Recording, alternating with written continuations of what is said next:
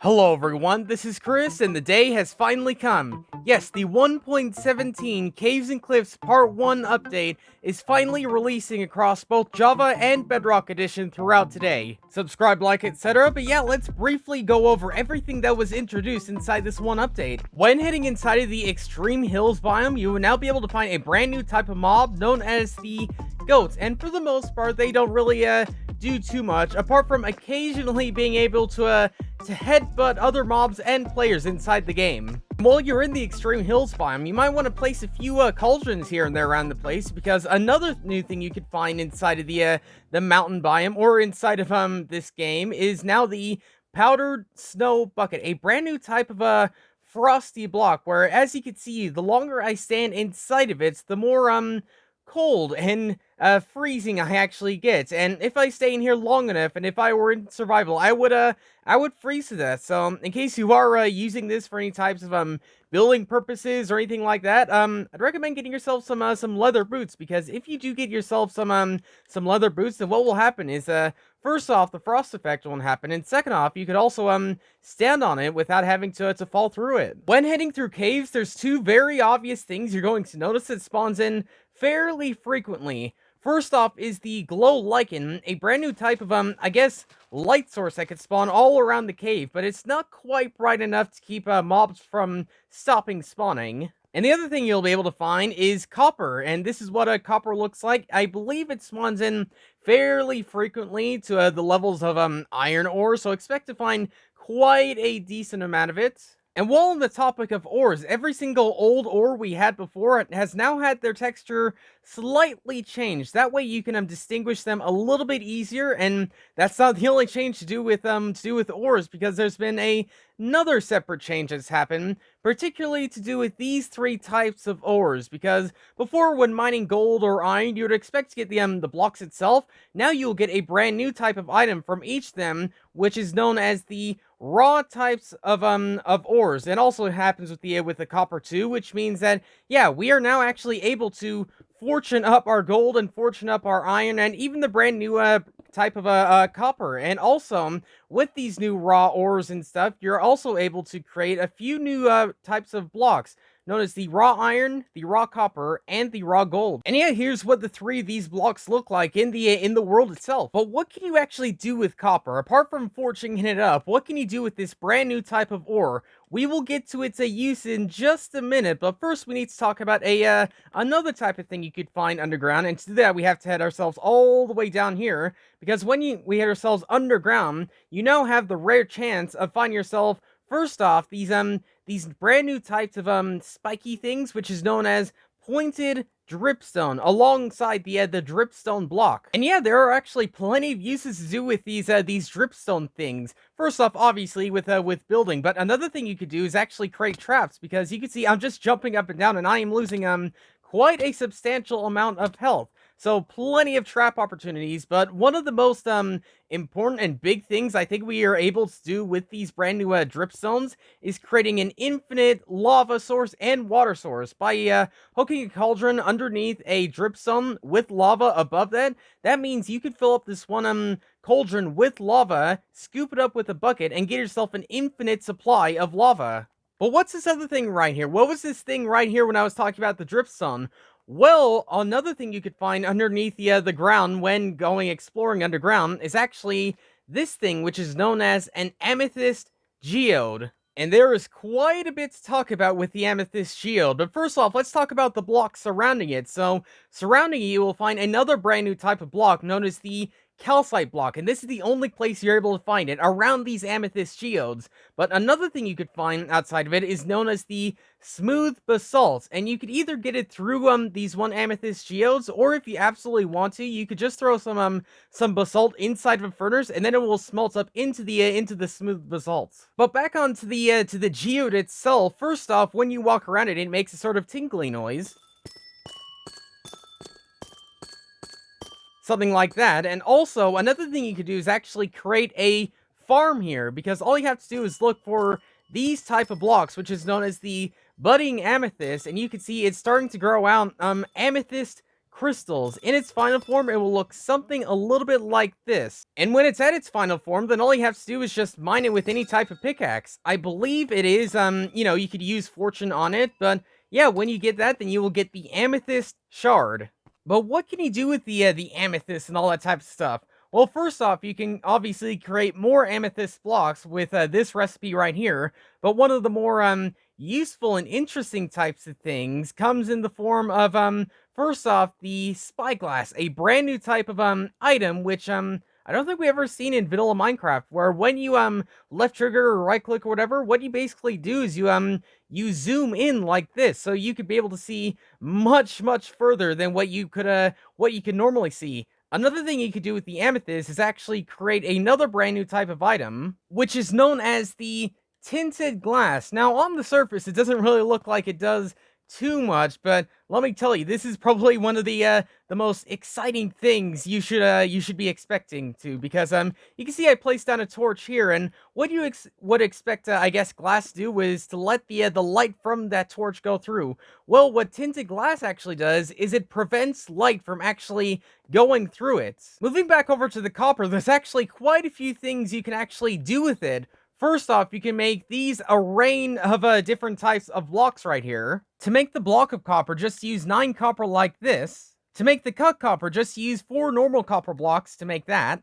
And the slab and stair recipe is pretty much the same as any other type of slab and stairs. But you might notice that a few of these look a little bit greener than the ones I actually showed you on how to craft. Well, that is because copper actually shows its age over time. If you give it enough time, then it will eventually oxidize and turn into this more greeny type of color.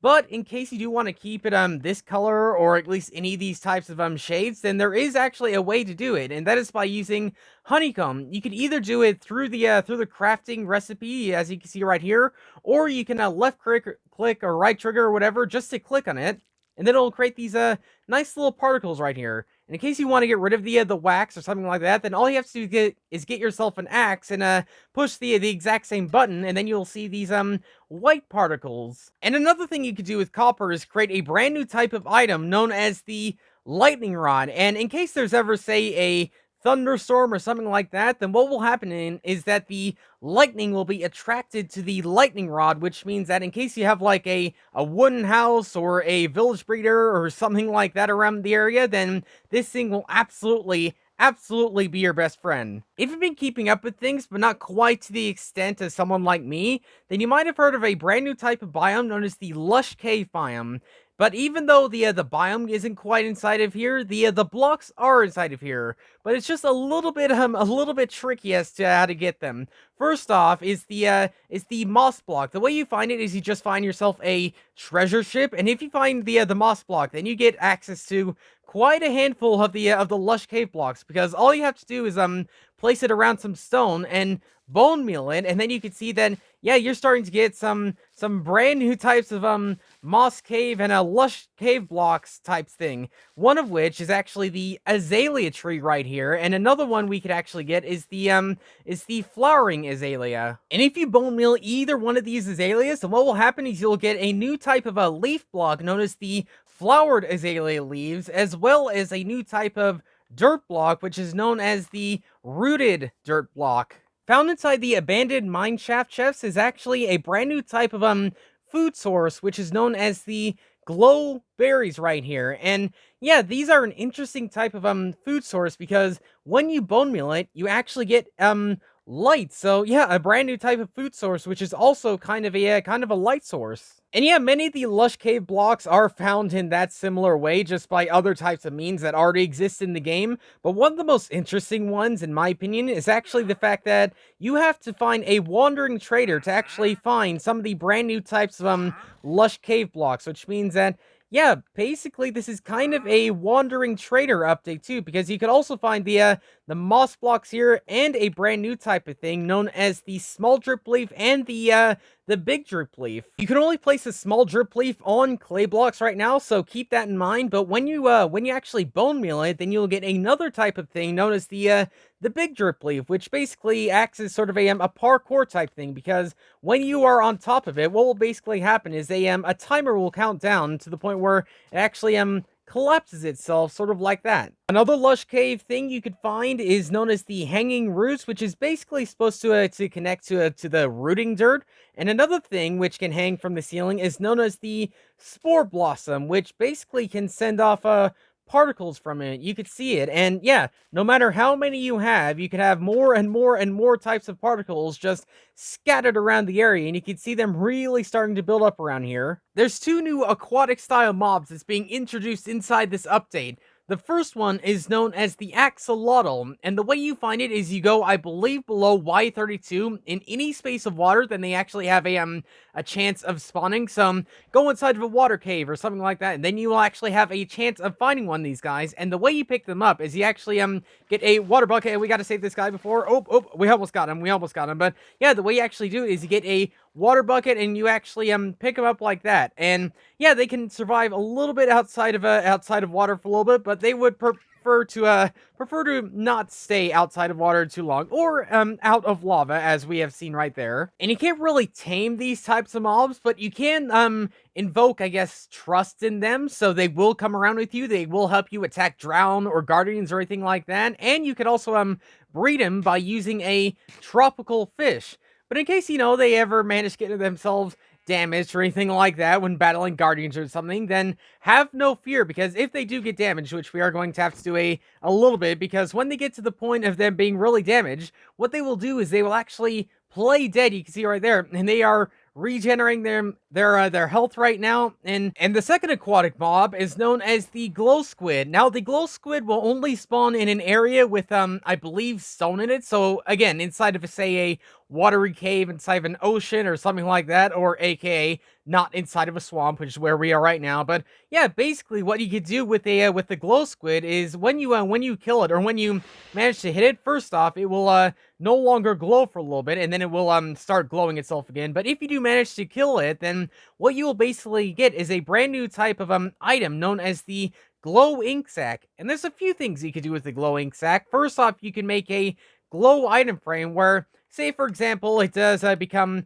night for some reason. Glow item frame will continue to glow even though everything is still completely pitch black. And another thing you could do with the glow ink sac is actually to do with signs. But first off, inside this update, now you're able to actually dye the color of signs using some dye. But in case you do want it to I guess light up or glow up a little bit more, then just get yourself a glow ink sac, and you can see how much brighter that text is. Yeah, it just makes it so you can see text miles easier than what you would normally expect. Also, ignore the fact that I spelled no wrong. And heading yourselves back underground, there's two more types of things you can now find underground. First off being two new types of blocks, known as the tough and the Deepslate blocks. Basically, to put it shortly, if you want to find these, just head to between Y-0 and -16 to find yourself some tough blocks and Deepslate blocks. Both can be used for building purposes, but I think Deepslate has just a little bit more going for it. Because basically, if any ore manages to spawn itself around the Deepslate, then basically it will turn itself into a brand new type of block known as the Deepslate variants of the ores. Unlike stone, Deepslate takes a little bit longer to mine, but much like stone, what you will get is the cobbled version of the Deepslate, which you could then smelt up into the normal Deepslate. And also, Deepslate has, yet again, much like copper, so many different types of blocks and other types of things like that you can make from Deepslate. And assuming I didn't forget anything, that's pretty much everything inside of this one update. So yeah, if you'll excuse me, I have some Let's Play business I have to attend to. But yeah, for now, thanks for watching, and I'll see you all later.